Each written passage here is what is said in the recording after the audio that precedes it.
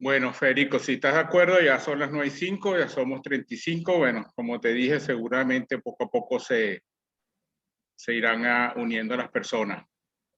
Perfecto. Sí. Bueno, buenas noches a todos. Bienvenidos a una nueva conferencia del ciclo de la literatura de Gabriel García Márquez, organizado por la Asociación de Cónyuges Diplomáticos Acreditados en Colombia, con sus siglas ACDAC. Mi nombre es Rubén Chirino, presidente de la Junta Directiva de ACDAC para este año 2021 y soy el esposo de la embajadora de Suiza. Nuestro especial agradecimiento por acompañarnos, o pronto nos van a acompañar, a Jaime García Márquez, el hermano del maestro, su esposa Margarita, a la señora Miriam de García Márquez, cuñada de Gabriel García Márquez y la viuda de su hermano Eligio, así como algunos otros miembros de la familia García. También estará el periodista Óscar Alarcón.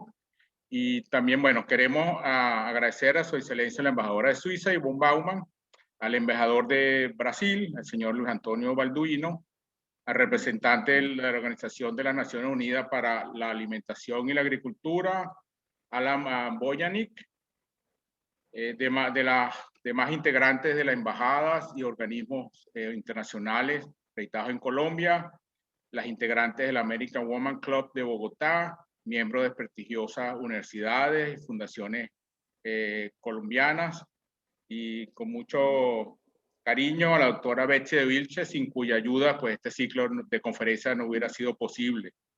Y a todos los demás asistentes por acompañarnos esta noche, todos muy bienvenidos. Como les comenté en la conferencia pasada, este proyecto de ciclo de conferencias de la literatura de Gabriel García Márquez tiene por objetivo integrar a la comunidad internacional de Colombia, representada por integrantes de las diferentes embajadas y organismos internacionales, con la comunidad colombiana a través de un viaje de 9 encuentros. Este es el segundo, por el realismo mágico de Gabriel García Márquez, el notorio escritor colombiano, premio Nobel de Literatura. Esta experiencia nos la brindará nuestro muy querido Federico Díaz Granados. Federico nació en Bogotá en el año 74, es director de la Biblioteca de los Fundadores del Gimnasio Moderno y de su agenda cultural, también director de la Tertulia Literaria, una muy importante punto de encuentro de poetas, escritores, etc. De igual forma, él es director de Valparaíso Ediciones, ha publicado los libros de poesía Las Voces del Fuego, Las Casas del Viento, Hospedaje de Paso y Las Prisas del Instante. Ha preparado diversas antologías de poesía colombiana e hispanoamericana, entre las que vale la pena destacar Inventario a Contraluz, Resistencia en la Tierra, Antología de Poesía Social y Política de Nuevos Poetas de España y América, 100 años de poesía hispanoamericana, incluso algunos de sus libros han sido traducidos al inglés, a italiano, entre otros idiomas. Hizo para la editorial Seix Barral las ediciones de La Poesía Reunida de José Asunción Silva y Preludio de Primavera de Rafael Pons. La conferencia que nos reúne hoy tiene como tema 100 años de soledad. Muy bienvenido, Federico. Antes de darte la palabra, déjame darle un poco formación general de las reglas de la participación a los que llegan por primera vez. Invitamos a todos a que mantengan sus micrófonos mudos durante la conferencia. Tardaremos 40 minutos, seguramente un poco más, porque son unas conferencias muy entretenidas, muy interesantes, y la gente quiere siempre más. Y al final, ustedes pueden ir escribiendo sus preguntas en el chat, y al final, cuando termine su exposición, las leeremos y Federico, pues con mucho gusto se la responderá, ¿no? Federico, muchísimas gracias nuevamente y te cedo la palabra. Bueno, muchas gracias, querido Rubén. Y bueno, primero agradecerte nuevamente a ti, agradecerle a Agnes por esta invitación de la Asociación de Cónyuges Diplomáticos Acreditados en Colombia. Y bueno, ha sido muy grato para mí el pretexto de pasar esta etapa de la cuarentena y del confinamiento releyendo a García Márquez, precisamente pensando en estas conferencias, pensando en este encuentro con ustedes. Cuando hablamos por allá a comienzos de año en la posibilidad de hacer estas charlas, pues sin duda me emocioné porque no solamente era la oportunidad de volver y revisitar esta obra maravillosa de nuestro más universal de los escritores, no solamente digo el más universal de los escritores colombianos, sino sin duda alguna uno de los más importantes de la lengua española, tal como lo mencionamos en la charla anterior, y además darnos cuenta de su vigencia y de su vitalidad a lo largo del tiempo. Entonces, podernos encontrar y reencontrar con sus obras que ya son clásicos de nuestra literatura, pues sin duda van a ser hitos muy importantes para nosotros como lectores de novela, como lectores de ficción. Para los que son de otros países, que están aquí, todas las asistentes que hacen parte de este grupo y que vienen de otros países, pues qué mejor que conocer a Colombia a través de las páginas de Gabriel García Márquez, de sus distintas obras, de no solamente sus obras de ficción, también su obra periodística, cómo podemos entender a través de sus crónicas gran parte de nuestra realidad, de tener un poco de identidad a partir de esas páginas donde él nos pintó la cara, donde él nos dio una voz y nos dio un lugar en el mundo. Entonces, es muy importante para mí y es un honor poder participar y poderles transmitir a esas personas que vienen de otros países precisamente este amor y esta pasión por García Márquez. Y por supuesto a mis queridos compatriotas colombianos que están aquí, pues simplemente es una invitación a releer. Estoy seguro que todos en algún momento hemos leído las obras de García Márquez, hemos leído algo de García Márquez, o sus cuentos, o hemos leído Cien años de soledad, o El amor en los tiempos del cólera, en fin.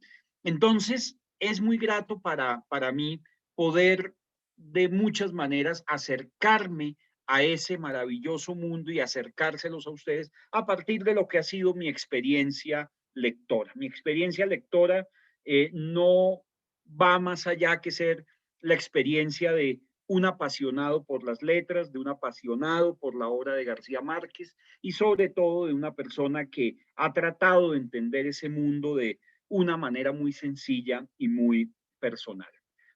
La sesión pasada hicimos un recorrido por la vida de García Márquez, como los grandes asuntos de García Márquez, para podernos detener a lo largo de cada uno de estos meses en cada una de sus obras y poder de alguna manera hablar de sus obras de una manera mucho más cercana y profunda. Quisimos arrancar, por supuesto, con 100 años de soledad. Quisimos arrancar con 100 años de soledad, que estoy convencido, pues no solamente es una de las obras cumbres de este país, sino que sin duda es uno de los grandes monumentos de la lengua española. Es un libro indiscutible, incluso puede que haya gente a la que no le guste, porque el arte es así, el arte permite que seamos subjetivos, pero no podemos negar que es un monumento de nuestra lengua. Fíjense que en la sesión pasada también mencionamos Mario Vargas Llosa, Premio Nobel de Literatura, con quien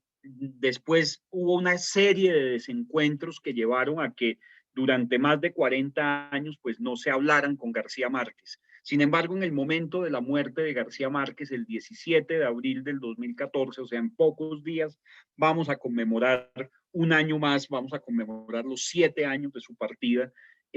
Fíjense que él mismo estaba en Arequipa y dice, García Márquez llenó de prestigio nuestra lengua, la llenó de prestigio y de alguna manera convirtió sus obras pues en monumentos de nuestro idioma. No olvidemos que la tesis doctoral de Mario Vargas Llosa, antes de los desencuentros con García Márquez, fue precisamente sobre 100 años de soledad. Gabriel García Márquez, Historia de un deicidio, edición que él mandó a recoger después de la pelea con García Márquez, la mandó a recoger y que curiosamente va a aparecer nuevamente publicada con autorización de él, por supuesto, bajo el sello Alfaguara, dentro de muy pocas semanas estará en el mercado. Es quizá el mejor ensayo que se ha escrito sobre 100 años de soledad y el solo título, de alguna manera, nos remite a eso que muchos creemos de García Márquez, y es Historia de un deicidio, o sea, alguien que tiene la absoluta capacidad creadora que permite de alguna forma reemplazar a Dios, o sea, en el sentido de tuvo como Shakespeare la posibilidad de crear personajes, de crear mundos, de crear situaciones, y 100 años de soledad es un poco la síntesis de eso. ¿Por qué?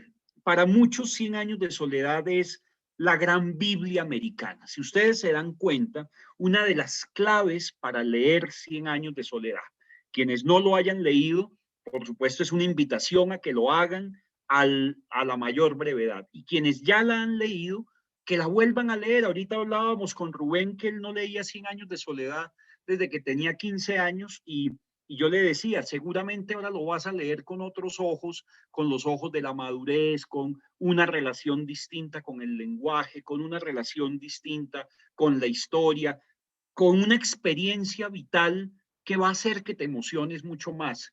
Entonces, casi que este es un libro que uno debe leer varias veces en la vida, porque puede que el libro sea el mismo, pero uno ha cambiado. Y eso es lo que pasa con los clásicos de la literatura. Con los clásicos de la literatura siempre va a pasar que uno va a volver a ellos. Por eso son clásicos, porque se vuelven unos patrones y unos modelos de ficción, de una manera de narrar el mundo, una manera de contarnos a nosotros mismos, de hablar de nuestras propias emociones. Fíjense que por eso nos emocionamos con la Ilíada y la Odisea. Puede que eso haya ocurrido, todos los eventos de la Ilíada y la Odisea hayan ocurrido en Grecia, pero las emociones que atraviesan esas obras nos tocan a nosotros. Pasa lo mismo con las obras de Shakespeare. Uno ve Hamlet, uno ve Ricardo III, uno ve Romeo y Julieta, y son emociones que son transversales a los seres humanos de todos los tiempos. No importa la latitud en la que haya nacido, no importa la geografía donde vivamos, no importa el tiempo en el que nos haya tocado y correspondido vivir, siempre van a hablar de nuestras emociones. Por eso, a la luz del tiempo, ya podemos decir que 100 años de soledad es un clásico, porque 100 años de soledad pues va a permitir de muchas maneras que se convierta no solo en ese modelo de ficción, sino que hable de nuestro propio origen. Fíjense que una de las maravillas de este libro es precisamente como los viejos mitos, preguntarse por la búsqueda del origen. ¿Qué es eso sino el origen de la literatura? El origen de la literatura es cuando nos hemos preguntado por nuestro origen. Ahí nacen los mitos. El origen de la literatura parte del mito.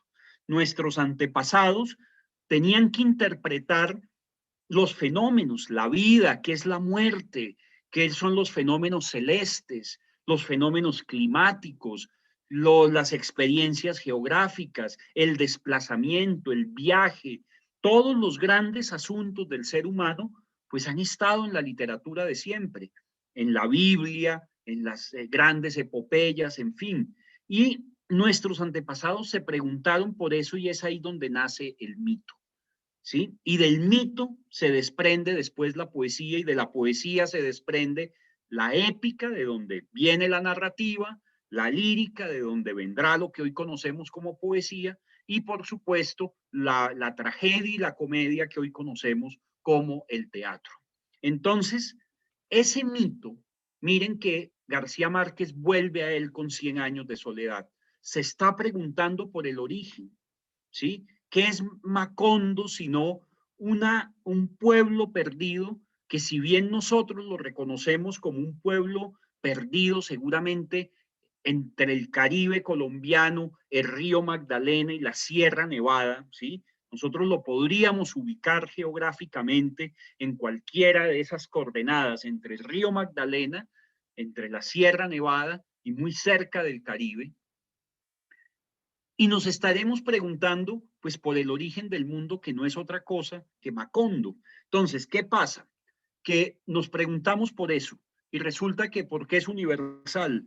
Porque lo lee un japonés, lo lee un argentino, lo lee un norteamericano, lo lee un ruso y siente que está hablando del el origen de ellos mismos, que las cosas como se dieron en Macondo se pudieron dar en cualquier pueblo del mundo, así como Comala de Juan Rulfo también es universal porque Comala puede ser un pueblo polvoriento y caliente de México, pero finalmente Comala es un pueblo donde podemos vivir todos, ¿sí? Es un pueblo lleno de muertos donde perfectamente nos podemos identificar.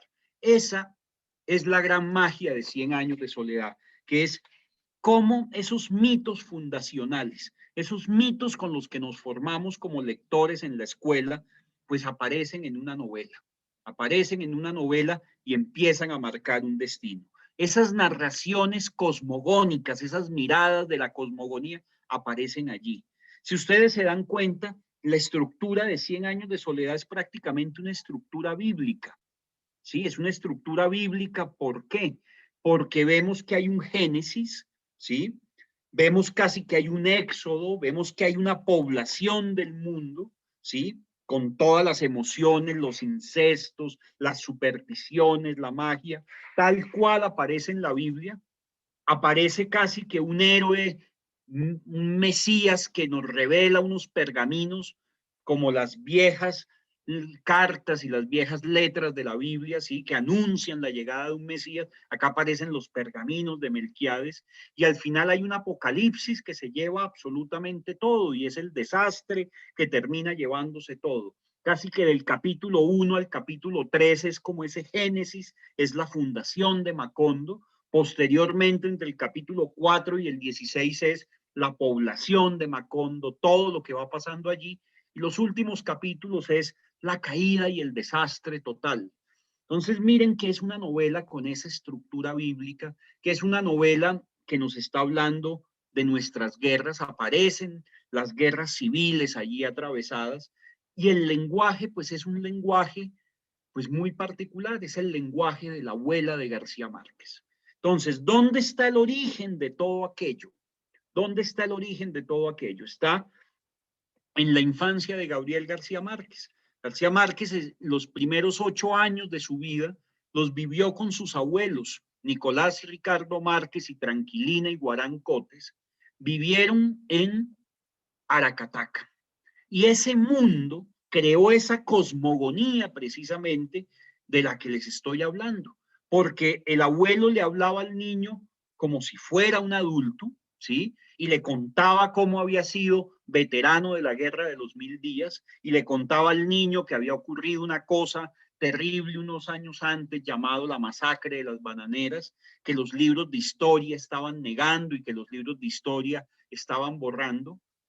Le hablaba de las guerras civiles del siglo XIX, de cómo nuestra historia republicana, por eso es tan importante para todos los queridos amigos diplomáticos que vienen de países hermanos, para entender nuestra propia historia, asomarse a 100 años de soledad, porque en clave de poesía está explicada nuestra propia historia. Entonces miren cómo el siglo XIX, cómo ese siglo XIX desde que tenemos noticia de nuestra vida republicana, pues ha sido una vida llena de conflictos, una polarización que nació en 1828 cuando iban a matar a Bolívar en la noche septembrina y que eso terminó de partir al país en dos, no solamente de disolver esa gran Colombia, sino de partir el país entre bolivarianos y santanderistas. Y eso fue lo que marcó el nacimiento de los partidos políticos.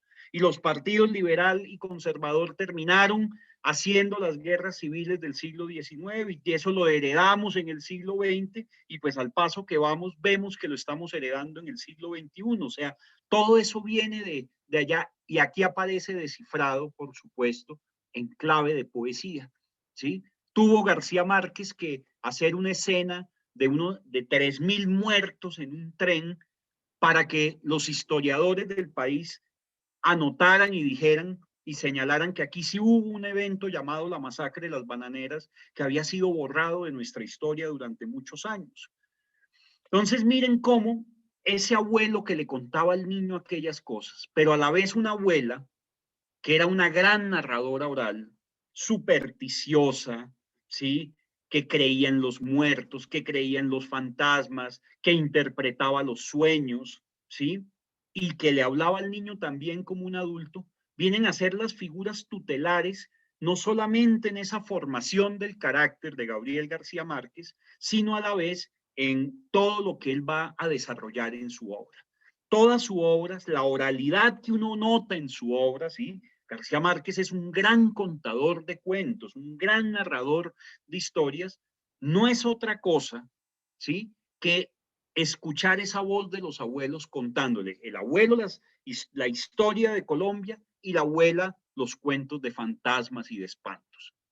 Entonces García Márquez tenía muy claro, desde muy pequeño, desde muy adolescente, cuando tenía muy claro ya que se iba a dedicar a la literatura, que él quería contar una saga familiar que transcurriera en el Caribe, ¿sí? Donde a través de esa familia se viera la historia del país, ¿sí? Pero a través de una familia y de una casa. De hecho, él pensaba que el primer título que pensó para 100 años de soledad era precisamente La casa. Él pensaba que todo iba a transcurrir en una casa, solo que la historia se le salió de las manos y dijo, esto no puede pasar solo en una casa, ¿sí? Y eso fue lo que ocurre precisamente con todo este universo y esta maravilla que es 100 años de soledad. Entonces, esa cosmogonía, ese mundo mítico, esa estructura bíblica, todo eso es lo que los cimientos y además esa voz del abuelo y la voz de la abuela, pues son lo que atraviesa y lo que es transversal a toda la obra. Él tenía la historia en la cabeza. En 1955 publica el relato, el monólogo de Isabel viendo llover en Macondo. Miren que ya aparece el universo macondiano en la obra de él, ¿sí? Ya aparece Macondo en su obra, ya aparece en ese imaginario, y aparece La hojarasca, su primera novela, donde también ya se menciona Macondo. ¿Qué era Macondo?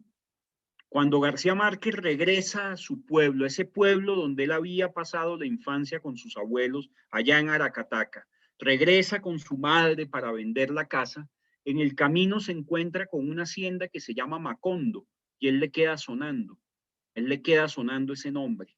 Y es así como ese va a ser el nombre de ese pueblo imaginario que, va a ser, que nos va a ser universales a todos. Después nos enteramos que Macondo es un árbol de maderas muy fuertes que no da frutos y que permite con esa madera hacer canoas. No olvidemos que canoa es la primera palabra del español que nace en América, ¿sí? La palabra canoa, ¿sí? Reconocida por la Real Academia, por el Instituto Cervantes. Es una palabra muy bella, la palabra canoa, que nace en nuestra América y que influye a toda la lengua española. Entonces, todo aquello que aparece en ese universo garcía-marquiano es lo que viene a constituir 100 años de soledad. Ahora, lo leemos hoy en día. No solamente vamos a ver que están esas emociones allí, no solamente está la búsqueda del origen, no solamente está los signos y las claves de nuestra violencia, de cómo tratando de descifrar el pasado podemos predecir el futuro. Aparecen las pestes y las enfermedades, tema que siempre apasionó a García Márquez, quizá porque su padre, Gabriel Eligio, pues era un médico homeópata empírico totalmente, autodidacta, y que de alguna manera influyó ese amor por la ciencia y esa curiosidad por la ciencia, que también lo había hecho su abuelo, ¿sí? Cuando le mostraba cómo se hacían los pececitos de oro, ¿sí?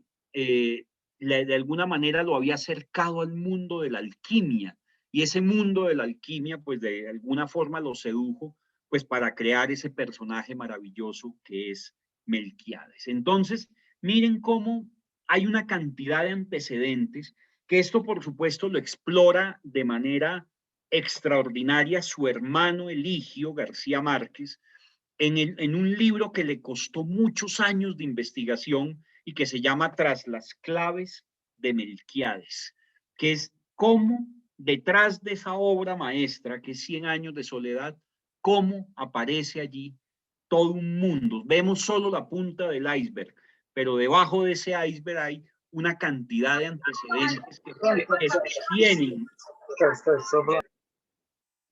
que sostienen ese, o sea, el andamiaje que sostiene ese maravilloso mundo García Marquiano. Y eso lo vamos a ver, por supuesto, con 100 años de soledad, que es la obra cumbre. Obra que ya sabemos, está la historia, está Macondo, él quiere escribir, pero le falta una cosa muy importante. Así él ya sea un escritor reconocido, un periodista importante, no sabía cuál iba a ser el registro de la voz con la que va a contar la historia. Todos tenemos una historia que contar. El asunto es que no sabemos con qué registro la vamos a contar. Pues yo estoy seguro que todas las personas, las 69, casi 70 personas que están aquí, todos tenemos una historia que contar. Todos tenemos un relato. Todos tenemos algo que sentimos digno de ser compartido. ¿Y cuál es la dificultad con la que nos encontramos? Nos encontramos con la dificultad de no saber cómo vamos a contar aquello. Y es ahí donde García Márquez se encuentra con esta dificultad. Él tiene la historia clara. Es una saga familiar en el Caribe, donde esté la historia, donde pasen estas cosas, donde se pregunte por el origen, pero ¿cómo lo cuento para que sea verosímil? Y es cuando se da la famosa anécdota del viaje a Acapulco con Mercedes y sus hijos Rodrigo y Gonzalo, que van de vacaciones para Acapulco. Él está trabajando en publicidad, haciendo guiones, en fin, en México, gracias a la mano que le dieron los amigos allá. Y cuando va en el camino, no solamente se le viene la primera frase, ¿sí? Sino que se le viene la voz, lo que va a ser la voz definitiva con la que va a contar. Y él dice, es la voz de mi abuela, ¿sí? Es la voz con la que mi abuela me contaba a mí los cuentos y sin embargo, por más inverosímiles que fueran, yo me tragaba el cuento porque ella lo contaba con mucha seriedad. Y esa primera frase, muchos años después, frente al pelotón de fusilamiento, el coronel Aureliano Buendía había de recordar aquella tarde remota en que su padre lo llevó a conocer el hielo. Macondo era entonces una aldea de 20 casas de barro y caña brava, construida a la orilla de un río de aguas diáfanas que se precipitaban por un lecho de piedras pulidas, blancas y enormes como huevos prehistóricos. El mundo era tan reciente que muchas cosas carecían de nombre y para mencionarlas había que señalarlas con el dedo. ¿Sí? Ese comienzo magistral de esta obra que, pues, insisto, nos hace universales. Les voy a compartir rápidamente una presentación que simplemente he preparado, que en estos tiempos de la virtualidad, pues a veces nos gusta vernos las caras, pero también es el tiempo de las presentaciones y esto, y pues soy un poco torpe para esto, pero aquí la traje. Entonces, simplemente vamos a hacer un recorrido por Macondo, un simple, sencillo recorrido por Macondo, por algunas de sus frases. Miren cómo García Márquez nos intuye esto que estamos viviendo.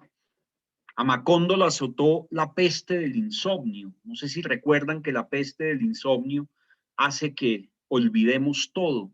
y tocó quedarnos en cuarentena y tocó aplicar medidas muy estrictas porque si nos contagiábamos del insomnio, pues caíamos en el olvido. Entonces, 100 años de soledad, la gran épica de nuestro tiempo. Yo siento que es nuestra gran epopeya. No lo digo yo por mi profunda pasión por García Márquez, es que lo han dicho los grandes escritores de la lengua española. Pablo Neruda dijo a 3 años de haber salido 100 años de soledad y a 1 año de ganarse el premio Nobel, Pablo Neruda, el gran poeta chileno, dijo, estamos ante un segundo Quijote. ¿Sí? Y eso mismo lo repitió Carlos Fuentes. ¿Sí? Julio Cortázar, el gran escritor de Rayuela, dijo, ya mi generación puede estar tranquilo porque el barco está comandado por un gran capitán. ¿Sí? O sea, estábamos hablando del más grande de todos. Y no en vano, 100 años de soledad es una de las novelas en español más vendidas en el mundo. 100 años de soledad ha vendido aproximadamente, según los cálculos que da Carmen Balcel, su agente literario, ha vendido casi 60 millones de ejemplares en el mundo.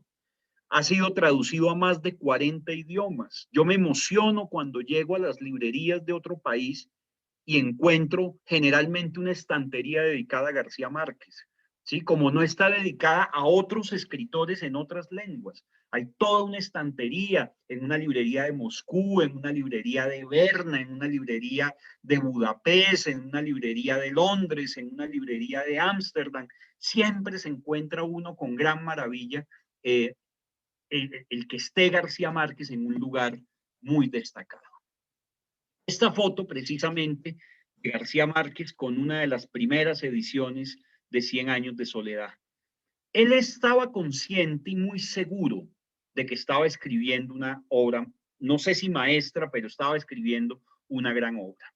En medio de grandes dificultades, volvamos a la anécdota de Acapulco, él estaba y se le reveló la voz de la abuela, dijo, aquí voy a contar esta historia con la voz de mi abuela, él giró el carro, se acabaron las vacaciones a Acapulco, pobres muchachos quedaron sin las vacaciones y se encerró 18 meses en los que Mercedes tuvo que sortear todo tipo de obstáculos y de recovecos y atajos para poder sobrevivir y que no faltara nada en la casa para que el García Márquez pudiera encerrarse a escribir 100 años de soledad. Fue así como empeñó joyas, pidió préstamos, le dijo al casero que le ampliara el plazo de pagar el arriendo, en fin. Y García Márquez, como lo vamos a ver más adelante en una pequeña respuesta que le da Germán Castro Caicedo en una entrevista, dice, tenía la mano tan caliente que al final no solo mandé la novela, sino que me pude dedicar a trabajar en temas de publicidad y de periodismo que me permitió pagar las deudas muy pronto. Lo que no sabíamos es que estábamos frente a una de las novelas más importantes de la lengua. Mayo de 1967. Estamos viviendo el invierno argentino. En Buenos Aires, las calles, ustedes saben que Buenos Aires se destaca por las casetas y los kioscos llenos de libros en las calles, de revistas, pero sobre todo muchos libros, una cultura muy lectora. Y yo creo que las gentes se agolparon aquel lunes, finales de mayo de 1967, para conseguir el periódico El Gráfico, la revista El Gráfico, porque uno de los equipos de fútbol más populares de Argentina, el River Plate, estaba a punto de caer a la segunda división, cosa que me hubiera alegrado porque a mí River Plate no me gusta mucho, soy más de Boca, curiosamente. Y resulta que la gente le llama la atención que hay en esas vitrinas un libro que tiene un galeón que flota sobre una selva y que responde al nombre de 100 años de soledad. ¿Qué fue lo que los lectores argentinos vieron en ese libro que prácticamente en 2 semanas había vendido 8.000 ejemplares? No lo sabemos. No lo sabemos. El asunto es que empezó este fenómeno ya que no se podía frenar y que era precisamente este camino de la gloria de García Márquez. García Márquez viajó a Argentina a los pocos meses Y él dice que sintió por primera vez el gran reconocimiento y la fama cuando entró al Teatro Colón de Buenos Aires y sintió que el público se puso de pie y lo aplaudió. Ese día sintió realmente que algo importante había hecho. Y él, supersticioso como su abuela, dijo: yo no quiero romper ese hechizo de lo que me pasó en Buenos Aires y me cambió la vida. Y no quiso volver nunca más. Una de las grandes capitales editoriales del mundo, con una de las ferias del libro más importantes de América y del mundo editorial, y García Márquez no quiso volver nunca, no quiso romper aquel hechizo maravilloso que significó para él ese cambio de vida que fue 100 años de soledad, publicado por la editorial Sudamericana. Curiosamente, la editorial Seis Barral había rechazado el libro, ¿sí? Había rechazado, le parecía que era una historia inverosímil, y Carlos Barral no quiso, así como en un principio Guillermo de Torre de Losada rechazó la hojarasca, al igual que rechazó Residencia en la Tierra de Neruda y rechazó Libertad bajo palabra de Octavio Paz. Sí, es el destino de las editoriales, que a veces rechazan unos libros que terminan siendo unas obras maestras, como los 3 libros que les mencioné.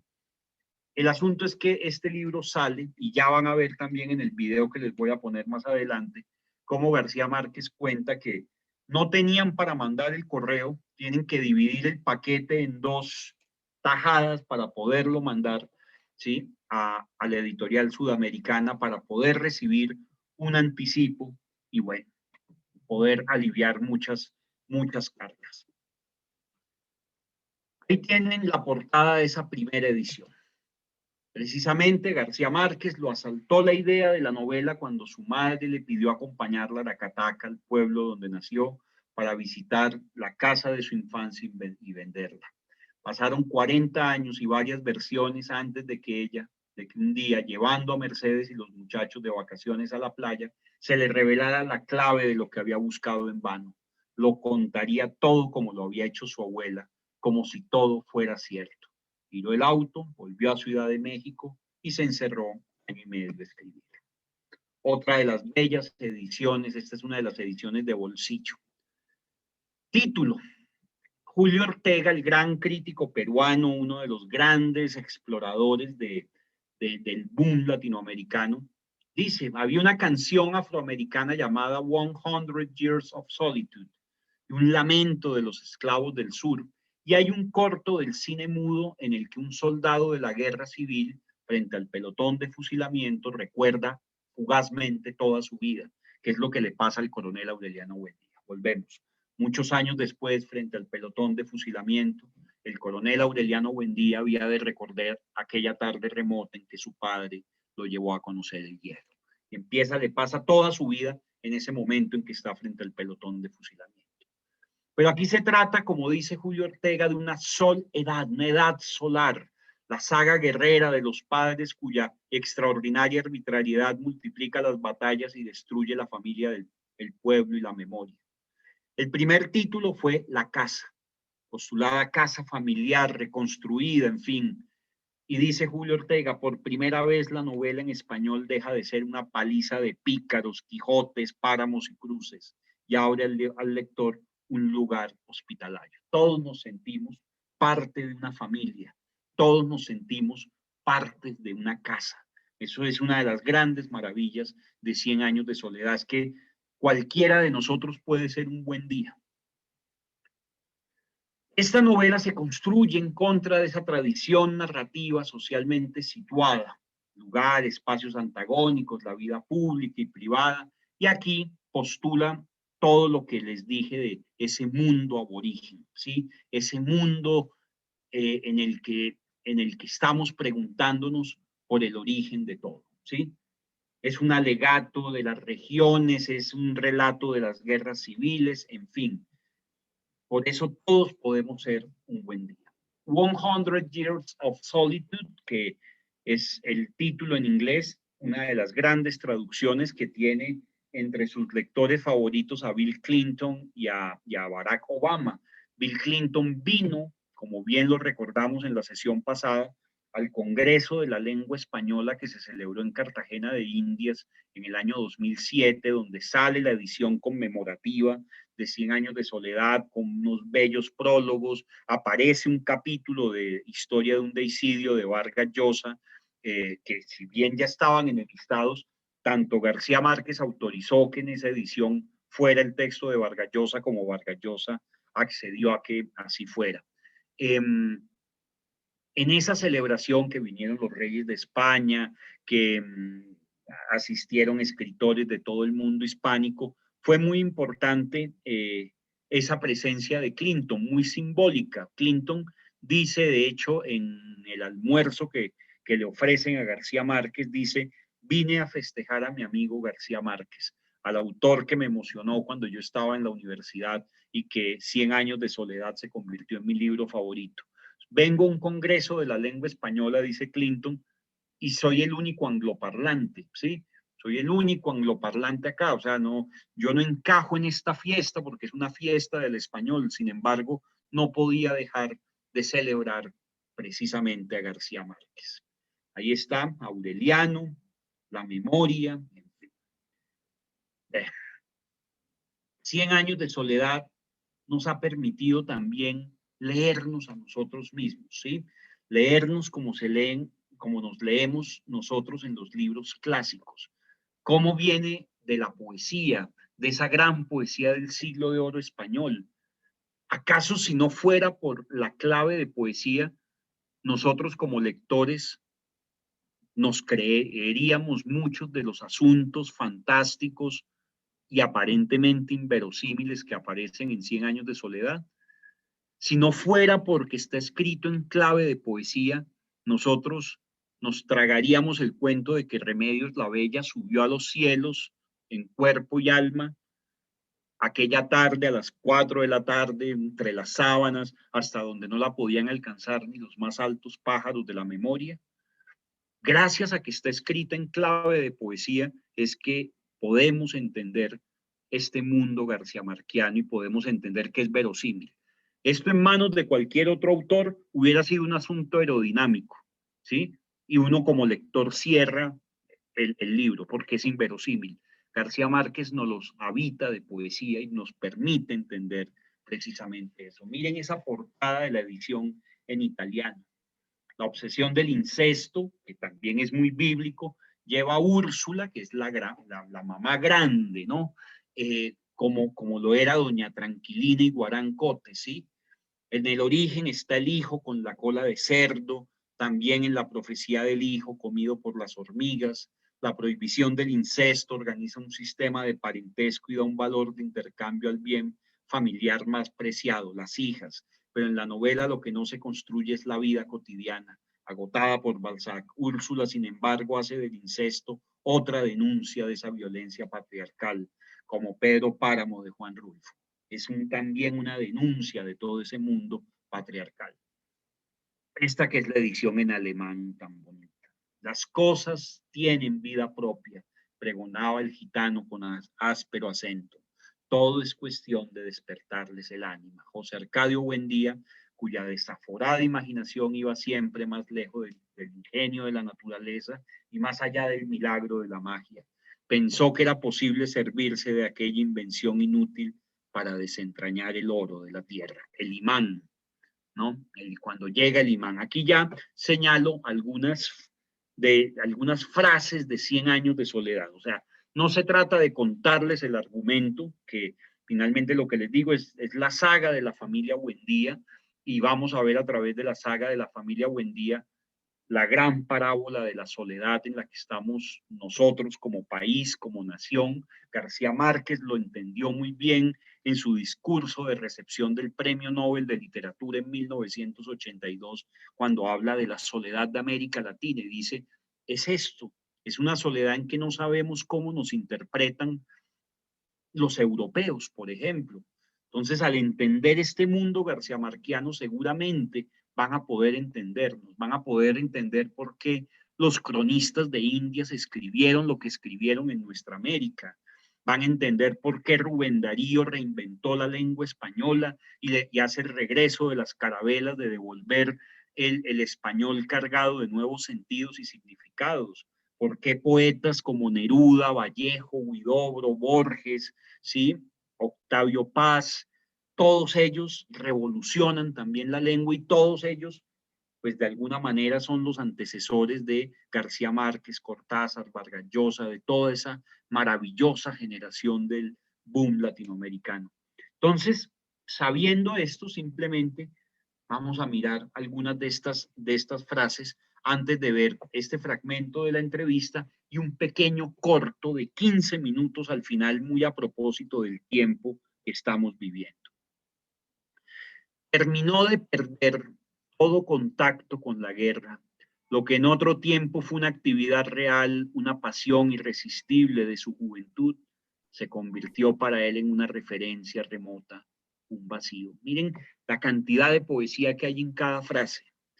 Llegaron a sospechar que el amor podía ser un sentimiento más reposado y profundo que la felicidad desaforada pero momentánea de sus noches secretas.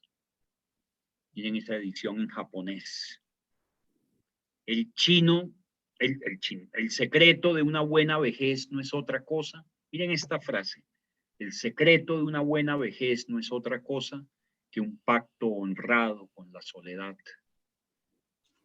Consideraba como una burla de su travieso destino haber buscado el mar sin encontrarlo, a precio de sacrificios y penalidades sin cuento, y haberlo encontrado entonces sin buscarlo, atravesado en su camino como un obstáculo insalvable. Es el origen del mundo, ¿no? Había tenido que violar todos sus pactos con la muerte y revolcarse como un cerdo en el muladar de la gloria para descubrir, con casi 40 años de retraso, los privilegios de la simplicidad. En cualquier lugar en que estuvieran, recordarán siempre que el pasado era mentira, que la memoria no tenía camino de regreso, que toda primavera antigua era irrecuperable y que el amor más desatinado y tenaz era de todos modos una verdad efímera. Miren qué párrafos tan maravillosos, ¿no? Y ahí lo vamos acompañando de esas bellas portadas en otros idiomas. Había perdido en la espera la fuerza de los muslos, la dureza de los senos, el hábito de la ternura, pero conservaba intacta la locura del corazón. De todos modos, no entendía cómo se llegaba al extremo de hacer una guerra por cosas que no podían tocarse con las manos. Lo que ya habíamos mencionado, el mundo era tan reciente que muchas cosas carecían de nombre. Para mencionarlas había que señalarlas con el dedo. Entonces empezó el viento tibio, incipiente, lleno de voces del pasado, de murmullos, de geranios antiguos, de suspiros, de desengaños anteriores a las nostalgias más tenaces. Y se lamentaba de cuánta vida les había costado encontrar el paraíso de la soledad compartida. Pero la India les explicó que lo más temible de la enfermedad del insomnio no era la imposibilidad de dormir, pues el cuerpo no sentía cansancio alguno, sino su inexorable evolución hacia una manifestación más crítica, el olvido. Ahorita vamos a detenernos precisamente en la peste del insomnio. Y en esta edición en hebreo, en cierta ocasión en que el padre Nicanor llevó al Castaño un tablero y una caja de fichas para invitarlo a jugar a las damas, José Arcadio Buendía no aceptó, según dijo, porque nunca pudo entender el sentido de una contienda entre dos adversarios que estaban de acuerdo en los principios. Uno no es de ninguna parte mientras no tenga un muerto bajo tierra. Úrsula replicó con una suave firmeza: si es necesario que yo me muera para que se queden aquí, me muero. Vislumbró que no había hecho tantas guerras por idealismo como todo el mundo creía, ni había renunciado por cansancio a la victoria inminente como todo el mundo creía, sino que había ganado y perdido por él mismo, motivo por pura y pecaminosa soberbia. El mundo habrá acabado de joderse, dijo entonces. Son fragmentos sueltos que les seleccioné. El día en que los hombres viajen en primera clase y la literatura en el vagón de carga. Aureliano, el primer ser humano que nació en Macondo, iba a cumplir 6 años en marzo. Era silencioso y retraído. Había llorado en el vientre de su madre y nació con los ojos abiertos. Casi siempre entre el amor y amor comían desnudos en la cama, en el calor alucinante y bajo las estrellas diurnas que el óxido iba haciendo despuntar en el techo de zinc. La ciencia ha eliminado las distancias, pregonaba Melquiades. Dentro de poco el hombre podrá ver lo que ocurre en cualquier lugar de la tierra sin moverse de su casa. Y ese final, cuando dice las estirpes condenadas a 100 años de soledad, no tenían una segunda oportunidad sobre la tierra. Fíjense que cuando él pronuncia el discurso de la soledad de América Latina, termina diciendo, y que de una vez y para siempre las estirpes condenadas a 100 años de soledad tengan una segunda oportunidad. Lo único que pide en ese discurso de recepción del Nobel es que esas estirpes condenadas a 100 años de soledad, o sea, nosotros, tengamos una segunda oportunidad sobre la tierra. Fíjense que el que tanto atravesó su obra de pestes y pandemias y no vivió una, ¿sí? No vivió esta, por eso la carta tan bella que le escribe su hijo Rodrigo en el que le dice, estamos viviendo una pandemia, le escribe el año pasado, le dice, ¿cómo te hubieras divertido con todo esto que tú tanto intuiste a lo largo de tus obras, ¿sí? El amor en los tiempos del cólera no es otra cosa que una gran historia de amor atravesada por una gran peste que es la cólera, y 100 años de soledad, pues la peste del insomnio, y cómo aparecen de verdad las restricciones, las cuarentenas, la manipulación de la información, todo lo que hemos vivido nosotros en este último año aparece tanto en El amor en los tiempos del cólera, novela que vamos a leer más adelante, como 100 años de soledad, aparecen de la manera más natural, como si él hubiera vivido unas pandemias siempre y unas pestes siempre. Y resulta que no, murió antes. Entonces Rodrigo lo señala, dice, tú que tanto te preocupaste por las enfermedades, que tanto te preocupó el tema de las pestes y las pandemias, que es un tema universal. O sea, si ustedes se dan cuenta, el tema de las pestes y las pandemias ha sido de toda la literatura, de muchas literaturas que se escribieron bajo cuarentenas. El de Cameron se escribe en un gran confinamiento, ¿sí? Como Edipo Rey es precisamente la muestra de un aislamiento después de la cuarentena y de la peste en Tebas, ¿sí? Obras como Los novios de Manzoni y por supuesto La peste de Albert Camus, Ensayo sobre la ceguera de José Saramago, o sea, es un momento en el que seguramente si nosotros leemos toda esa literatura pandémica, toda esa literatura que se ha escrito sobre las pandemias, nos vamos a dar cuenta que esto que estamos viviendo lo ha vivido la humanidad siempre y que los escritores se han dado testimonio de todo eso que se ha vivido siempre. Y es como las pandemias, de cuando en vez un virus invisible, un bicho micróbico, simplemente nos recuerda nuestra fragilidad, nos pone un tate quieto a nuestra arrogancia humana.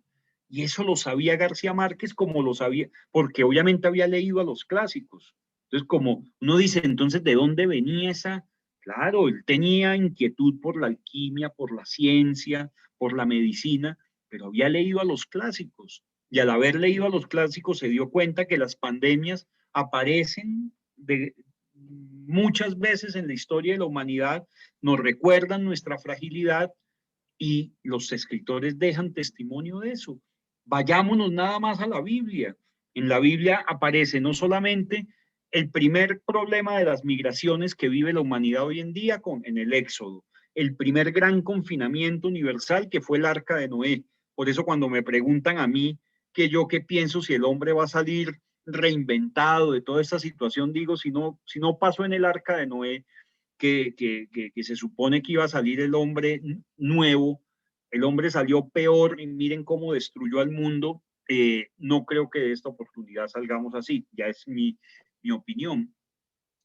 pero García Márquez, como lector de los clásicos, de los mitos, se dio cuenta que las pandemias y las pestes siempre estuvieron atravesando esas historias. Entonces, ahí aparece la cólera, aparece la peste del insomnio, en fin, y muchas enfermedades que aparecen. O sea, el tema de las enfermedades, la muerte, la soledad, la figura militar, en fin, siempre va, y por supuesto el amor, que como él bien dice en su brindis por la poesía, eso, que el amor que se contagia, aquello que cuece los garbanzos en la cocina y que repite las imágenes en los espejos, eso es la poesía, lo que va a definirnos a nosotros como seres humanos.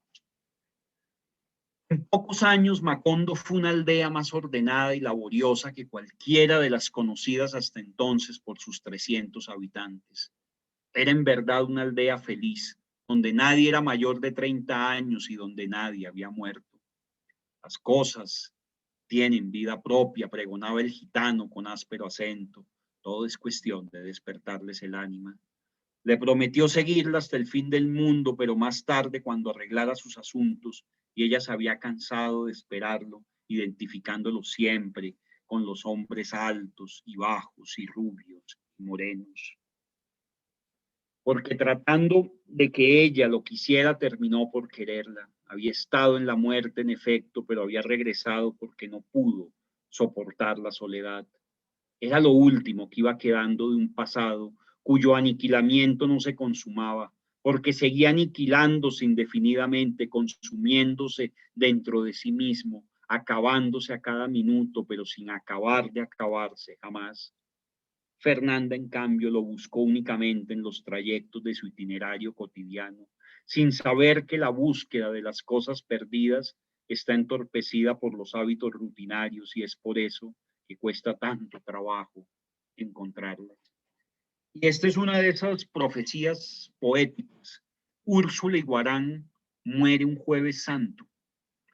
García Márquez muere un jueves santo. El jueves santo del 17 de abril del año 2014 muere García Márquez en Ciudad de México. Entonces, de esas profecías poéticas de este fragmento precisamente de 100 años de soledad. Amaneció muerta el jueves santo. La última vez que la habían ayudado a sacar la cuenta de su edad por los tiernos de la compañía bananera, la había calculado entre los 115 y los 122 años. La enterraron en una cajita que era apenas más grande que la canastilla en que fue llevado Aureliano, y muy poca gente asistió al entierro, en parte porque no eran muchos quienes se acordaban de ella y en parte porque ese mediodía hubo tanto calor que los pájaros desorientados se estrellaban como perdigones contra las paredes, rompían las mallas metálicas de la ventana para morirse. Y miren este final que les tenía, que es el árbol genealógico. Yo creo que lo mejor es leer una edición en la que podamos o armar cada uno el árbol genealógico para no perdernos a veces entre tantos Aurelianos, José Arcadios, y miren cuántos Aurelianos y José Arcadios hay. Pero un poco la idea es que, por ejemplo, la edición de conmemorativa de la Real Academia, que es la edición verde que se lanzó en 2007, esa es una edición que trae el árbol genealógico y que siempre va a ser muy, muy sencillo de consultar. Entonces, eso simplemente para recomendarles. ¿Qué dice García Márquez de ese génesis, de esa génesis que fue 100 años de soledad? Entonces les voy a compartir primero estos 4 minutos de una entrevista que él le da en el año 1976 a Germán Castro Caicedo. ¿Quién es Germán Castro Caicedo para los que vienen de fuera de Colombia? Los amigos diplomáticos. Es uno de los más grandes periodistas colombianos. Ya él creo que cumplió 80 años, reconocido con todos los grandes premios, uno de los grandes precursores de la crónica periodística en Colombia. Si ustedes quieren entender también claves de nuestra historia y de nuestra violencia, léanse Mi alma se la llevo al diablo, El Carina, La Bruja, Perdido en el Amazonas, algunas de las grandes crónicas de Castro Caicedo. Y él tenía un programa enviado especial que fue muy famoso en los años 80, pero en los 70 le hizo una entrevista para el canal RTI.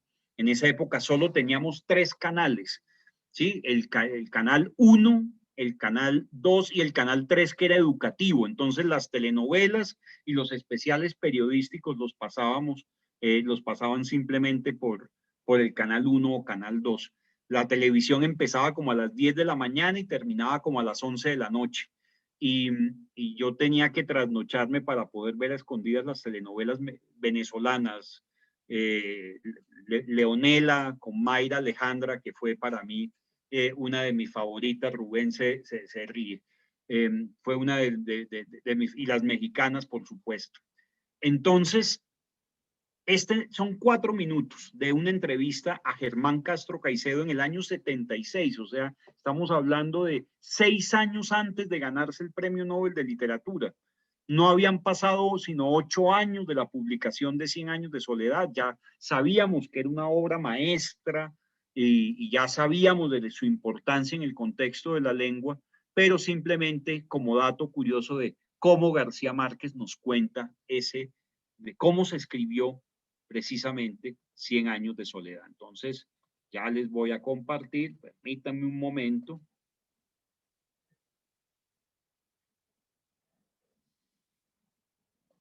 Año 1976.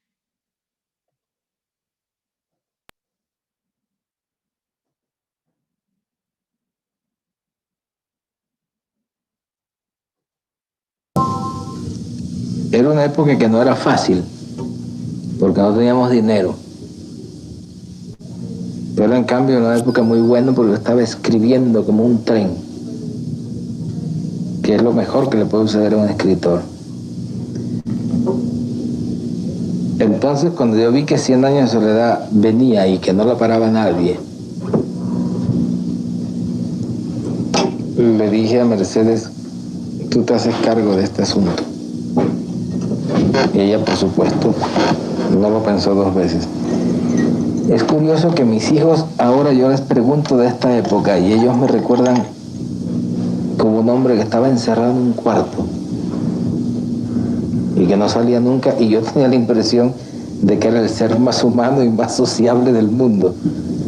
Y ahora me di cuenta que durante 18 meses no salí del cuarto. Pero yo recuerdo que salí una vez. Salí una vez cuando Mercedes me dijo que no había nada que hacer, que ya había llegado al fondo. Entonces yo tenía un carro y lo llevé al Monte de Piedad y lo empeñé y le traje a Mercedes la plata y le dije, mira, aquí tienes como para 10 años. Y duró 3 meses. Y seguí escribiendo. Recuerdo que en mitad de camino el dueño de la casa llamó a Mercedes y le dijo, señora, usted debe 3 meses de casa. Y Mercedes tapó el teléfono y me dijo, ¿cuánto tiempo te falta para terminar el libro? Y yo le dije como 6 meses. Y entonces ella le dijo, mire señor, no solo le debemos 3 meses, sino que le vamos a deber 6 más. Y entonces el tipo le dijo, y dentro de 7 me pagan todo. Y dijo, sí, todo. Y él le dijo, si usted me da su palabra, yo no tengo ningún inconveniente en esperarlo. Y Mercedes está por mí, papá, palabra de mi palabra. Dijo, mi palabra de honor. Y tú sabes que a los 7 meses fuimos y le pagamos todo. No por 100 años de soledad, porque yo terminé yendo un mes, traía tal perrenque en la mano que me puse a trabajar después en publicidad y pudimos pagar todo eso. Y el día que lo terminé, nos fuimos al correo, Mercedes y yo. Eran 700 páginas. Entonces lo pesaron y dijeron que costaba 83 pesos de México a la Argentina. Y Mercedes me dijo, no tengo sino 45.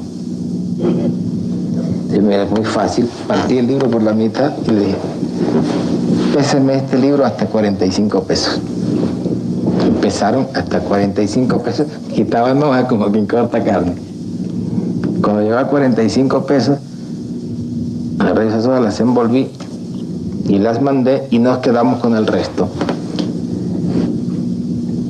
Entonces nos fuimos a la casa y Mercedes sacó lo último que faltaba por empeñar, que era el calentador que yo usaba para escribir, porque yo puedo escribir en cualquier circunstancia menos con frío.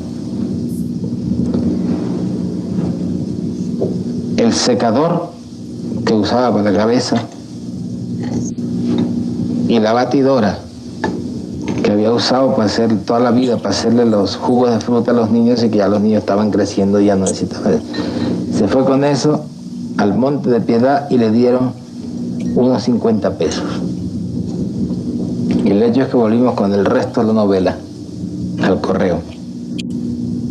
La pesaron y dijeron, cuesta 48 pesos. Mercedes pagó sus 50 pesos. Le dieron 2 vueltos. Y yo me di cuenta que cuando salimos del correo estaba verde de encabronamiento. Y me dijo, ahora lo único que falta es que esta novela sea mala.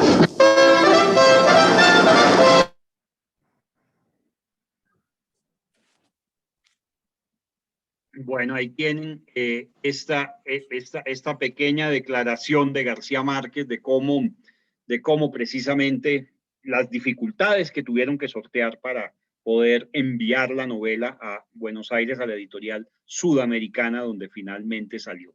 Y simplemente quería cerrar, sé que nos pasamos, Rubén, un poquito de tiempo, pero creo que el tema lo ameritaba. Estamos hablando de una de las obras épicas de nuestra lengua y vale la pena. Y es que les tengo un cortometraje que ha divulgado la Fundación Gabo precisamente hace un año.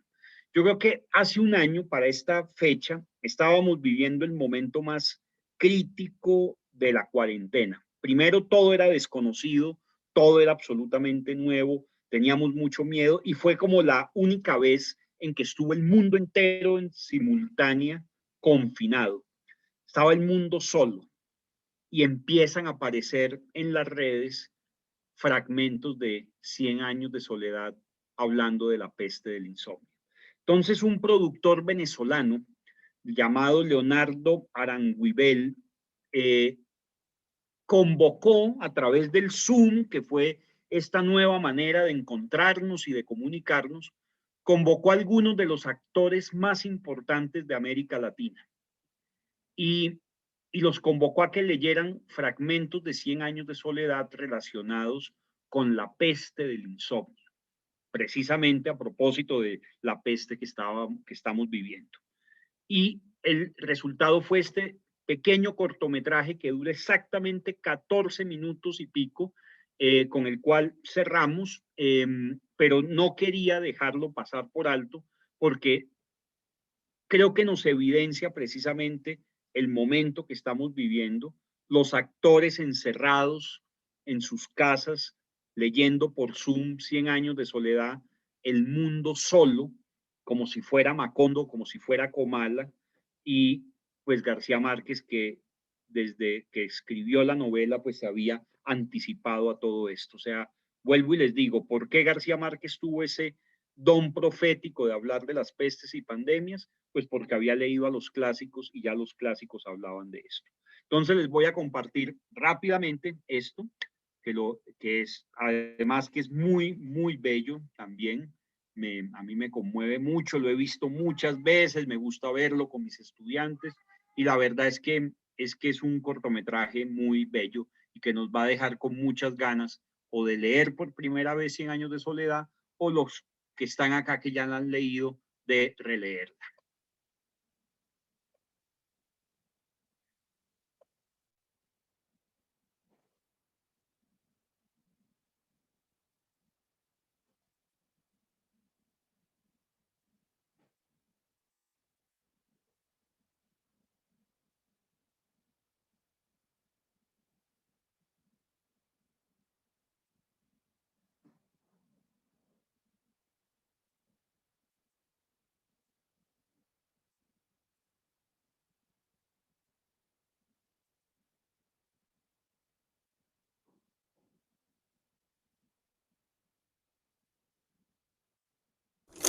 la india Visitación vio a Rebeca en el mecedor, chupándose un dedo y con los ojos alumbrados como los de un gato en la oscuridad. Pasmada de terror, atribulada por la fatalidad de su destino, Visitación reconoció en esos ojos los síntomas de la enfermedad. Era la peste del insomnio. Se quedó, porque su corazón fatalista le indicaba que la dolencia letal había de perseguirla, de todos modos, hasta el último rincón de la tierra.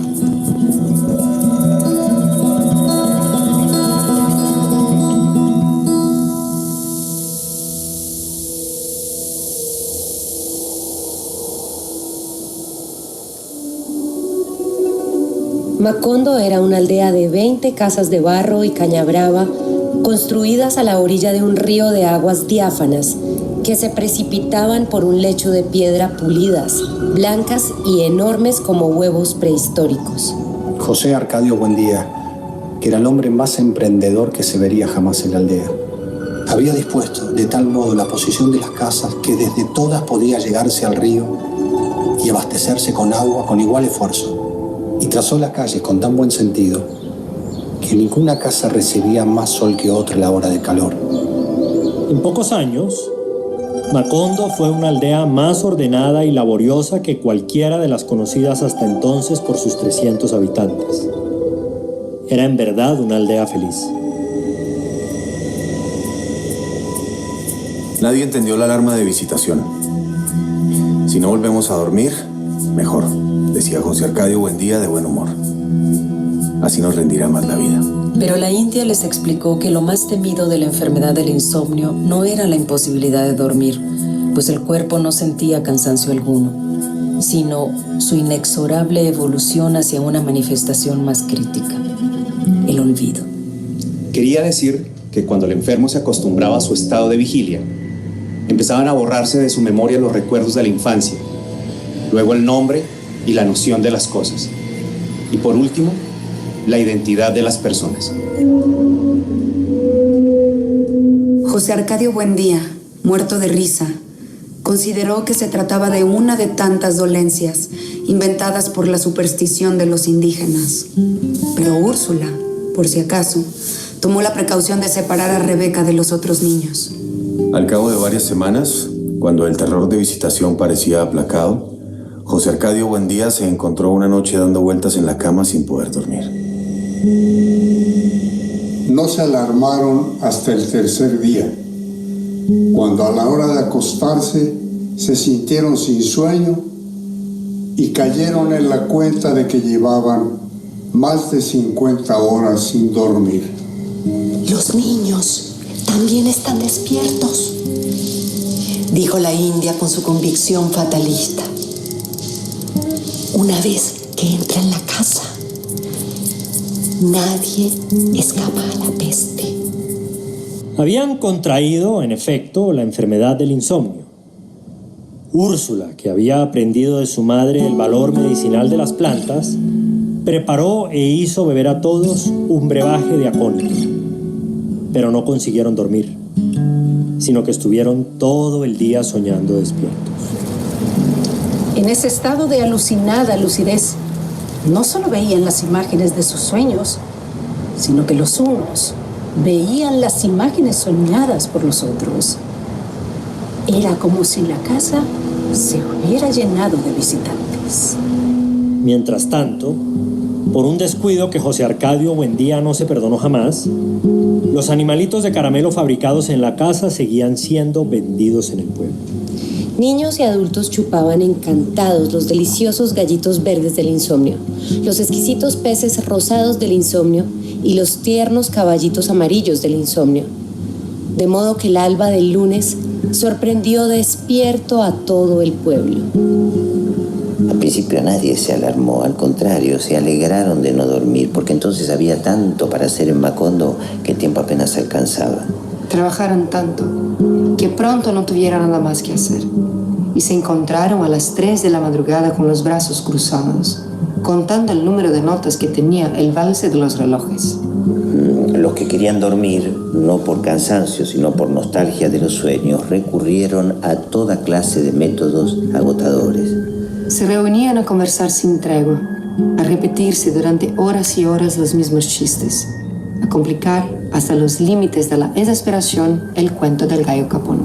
Que era un juego infinito en que el narrador les preguntaba si querían que les contara el cuento del gallo capón. Y cuando contestaban que sí, el narrador decía que no les había pedido que dijeran que sí, sino que si querían que les contara el cuento del gallo capón. Y cuando contestaban que no, el narrador decía que no les había pedido que dijeran que no, sino que si querían que les contara el cuento del gallo capón. Y cuando se quedaban callados, el narrador les decía, no, yo no les pedí que se quedaran callados, sino que si querían que les contara el cuento del gallo capón.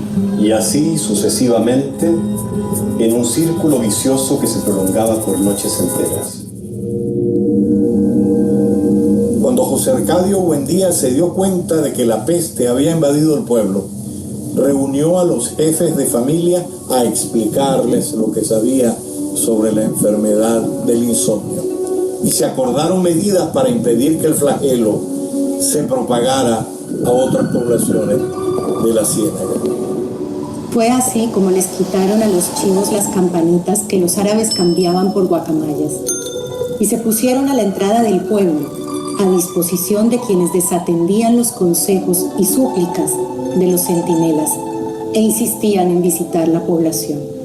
Todos los forasteros que por aquel tiempo recorrían las calles de Macondo tenían que hacer sonar su campanita para que los enfermos supieran que estaban sanos.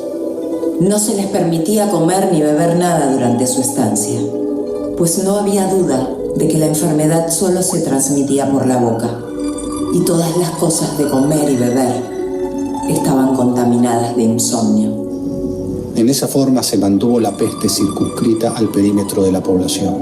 Tan eficaz fue la cuarentena que llegó el día en que la situación de emergencia se tuvo por cosa natural y se organizó la vida de tal modo que el trabajo recobró su ritmo y nadie volvió a preocuparse por la inútil costumbre de dormir. Fue Aureliano quien concibió la fórmula de defendernos durante varios meses de las evasiones de la memoria. Lo descubrió por casualidad. Insomnio experto, por haber sido el primero, descubrió que tenía dificultades para recordar casi todas las cosas del laboratorio. Entonces las marcó con el nombre respectivo, de modo que le bastaba con leer la inscripción para identificarlas. Cuando su padre le comunicó su alarma por haber olvidado hasta los hechos impresionantes de su niñez, Aureliano le explicó su método y José Arcadio Buendía lo puso en práctica en toda la casa y más tarde lo impuso a todo el pueblo. Con un hisopo entintado marcó cada cosa con su nombre: mesa, silla, reloj, puerta, pared, cama, cacerola. Fue al corral y marcó los animales y las plantas: vaca, chivo, puerco, gallina, yuca, malanga, guineo. Poco a poco, estudiando las infinitas posibilidades del olvido, se dio cuenta de que podía llegar un día en que se reconociera las cosas por su nombre, pero no se recordara su utilidad. Entonces fue más explícito. El letrero que colgó en la cerviz de la vaca era una muestra ejemplar de la forma en que los habitantes de Macondo estaban dispuestos a luchar contra el olvido. Esta es la vaca. Hay que ordeñarla todas las mañanas para que produzca leche. Y a la leche hay que hervirla para mezclarla con el café y hacer café con leche. Así, continuaron viviendo en una realidad escurridiza, capturada momentáneamente por las palabras, pero que habría de fugarse sin remedio cuando olvidaran los valores de la letra escrita. En la calle del camino hacia la Ciénaga se había puesto un anuncio que decía Macondo, y otro más grande en la calle central que decía Dios existe. En todas las casas se habían escrito claves para memorizar los objetos y los sentimientos. Pero el sistema exigía tanta vigilancia y tanta fortaleza moral que muchos de ellos sucumbieron ante el hechizo de una realidad imaginaria, inventada por ellos mismos, pero que les resultaba menos práctica y más reconfortante. Pilar Ternera fue quien más contribuyó a popularizar esa mistificación, cuando concibió el artificio de leer el pasado en las barajas, como antes se había leído el futuro. Mediante ese recurso, los insomnes empezaron a vivir en un mundo construido por las alternativas inciertas de los naipes. Derrotado por aquellas prácticas de consolación, José Arcadio Buendía decidió entonces construir la máquina de la memoria, que una vez había deseado para acordarse de los maravillosos inventos de los gitanos. El artefacto se fundaba en la posibilidad de repasar todas las mañanas y desde el principio hasta el fin la totalidad de los conocimientos adquiridos en la vida. Había logrado escribir casi 14.000 fichas. Cuando apareció por el camino de la ciénaga un anciano estrafalario con la campanita triste de los durmientes, cargando una maleta ventruda amarrada con cuerdas y un carrito cubierto de trapos negros, fue directamente a la casa de José Arcadio Buendía. Visitación no lo conoció al abrirle la puerta y pensó que llevaba el propósito de vender algo. Ignorante de que nada podía venderse en un pueblo que se hundía sin remedio en el tremedal del olvido.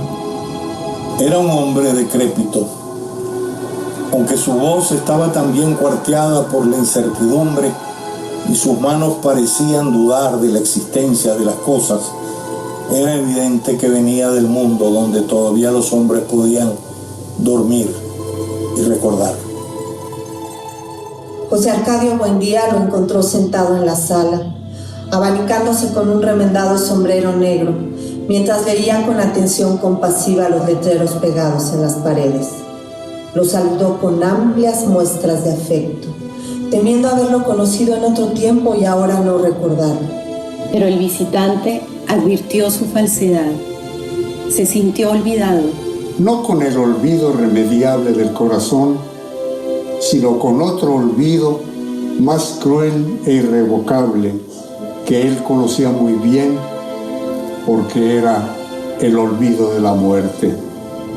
Entonces comprendió. Abrió la maleta atiborrada de objetos indescifrables y entre ellos sacó un maletín con muchos frascos. Le dio a beber a José Arcadio Buendía una sustancia de color apacible. Y la luz se hizo en su memoria.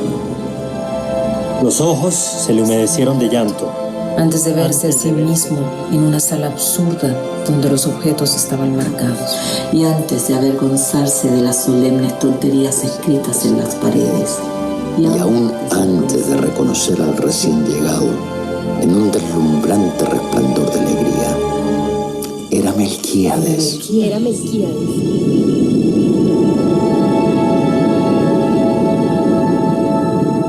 Mientras Macondo celebraba la reconquista de los recuerdos, José Arcadio Buendía y Melquíades le sacudieron el polvo a su vieja amistad. El gitano iba dispuesto a quedarse en el pueblo. Había estado en la muerte, en efecto, pero había regresado porque no pudo soportar la soledad.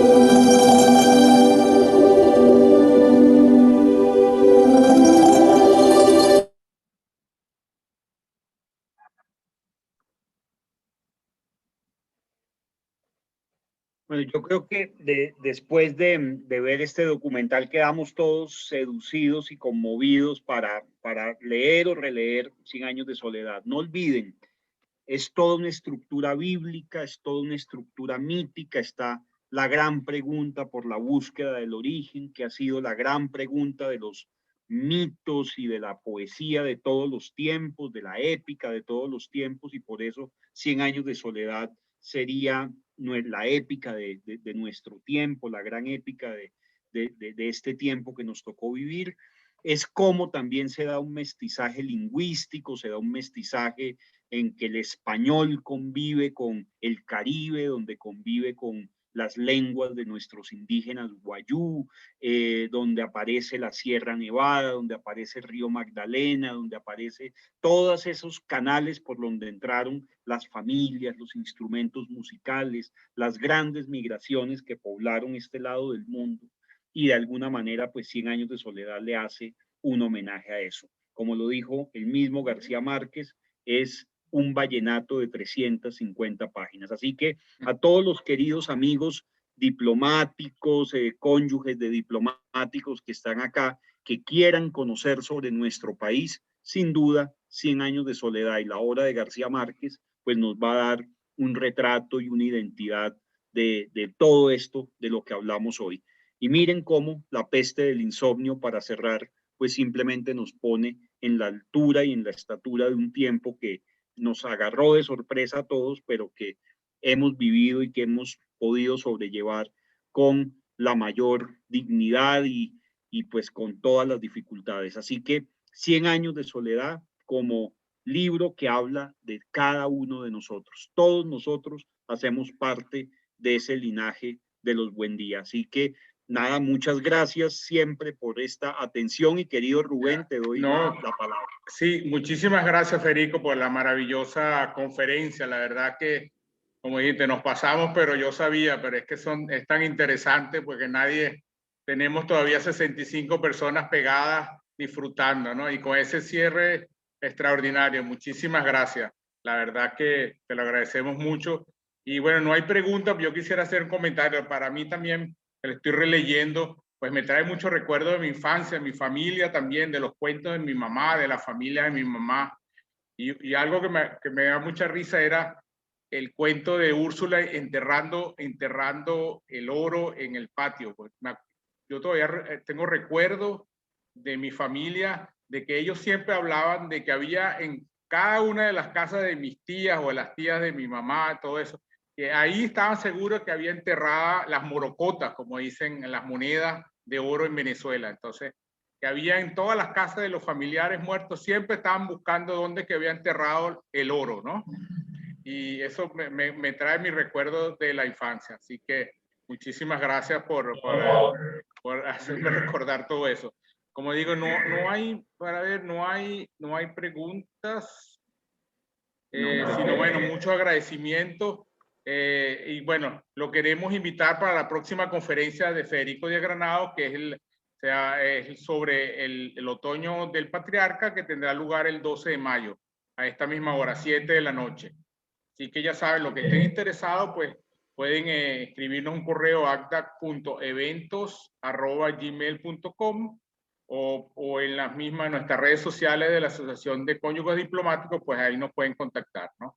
También les quiero recordar que la ACDAC tiene un segundo ciclo de conferencia llamado Descubre Colombia, con temas variados sobre geografía, historia, cultura y educación de Colombia, por expertos en cada tema. La próxima conferencia de este ciclo es la semana que viene y es titulada ¿Por qué me quedé en Colombia? Relatos de extranjeros que se quedaron a vivir en Colombia. El conferencista es el escritor Gustavo Castro Caicedo, me imagino el hermano del que entrevistó a Gabo, ¿no? Justamente.